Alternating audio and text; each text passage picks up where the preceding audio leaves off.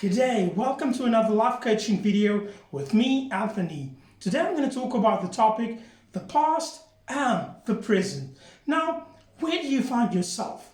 Some people remain in their past, they live in their past, and that is a very dangerous place to be, especially if your past was very traumatic. So, if you remain in your past, you won't be able to set yourself up in the present for a successful future. So you need to really cut away from your past. You need to find a way to slice away from it and to move away from it and to find peace in the present so that you can have a great and a successful future that you can build on in your present. So do your best always to reach out to your future in the present, and you will see how successful you will become.